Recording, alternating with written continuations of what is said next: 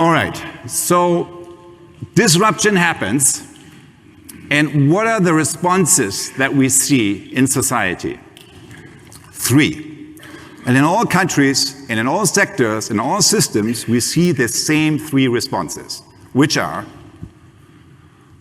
number 1, downloading, which is more of the same, okay? So that's like, of course, the backdrop, but that seems to be less and less an option, right? So the more kind of the situation is building up. And then there are 2 more responses. One is turning backwards in order to make ...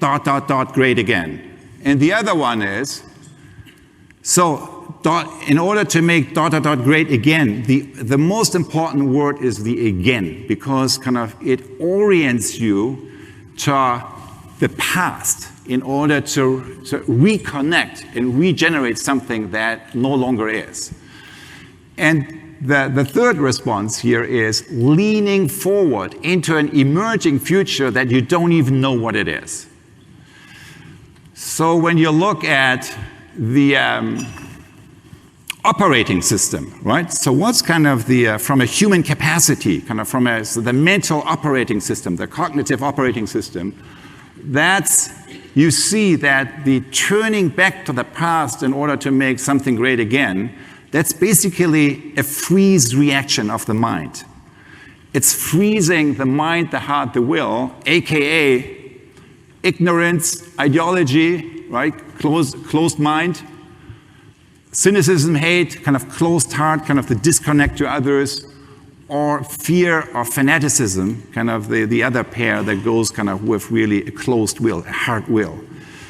While leaning into the emerging future requires us, for it to work, in order to do that, we have to open the mind, we have to open the heart, we have to open the will, AKA curiosity, access our curiosity, compassion, and courage.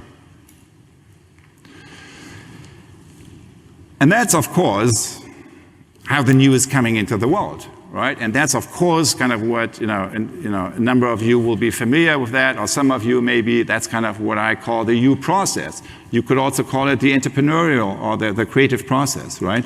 It starts with getting away from downloading and kind of the seeing with fresh eyes, the sensing, kind of, really kind of sensing emerging future possibilities. And then the presencing is really letting go of the old and letting come of the new. And from there to bring the new into reality. Okay, so we know that, right? From our good experiences. We all know that. But here's the thing. When we look at society today, this is what we see. It's the precise opposite.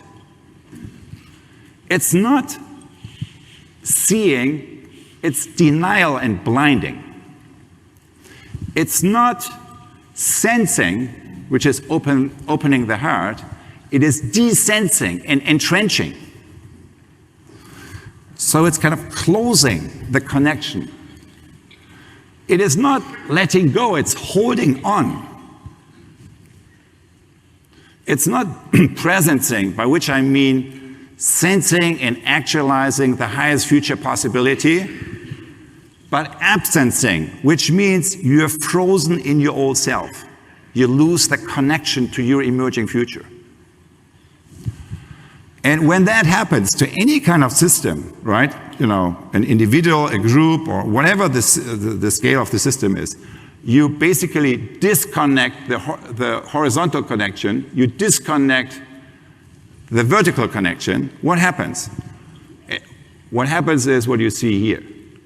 So it's not what you see down here is you crystallize, you let come and crystallize something that is wanting to emerge and bring it into reality. It's basically giving birth to something that is not you,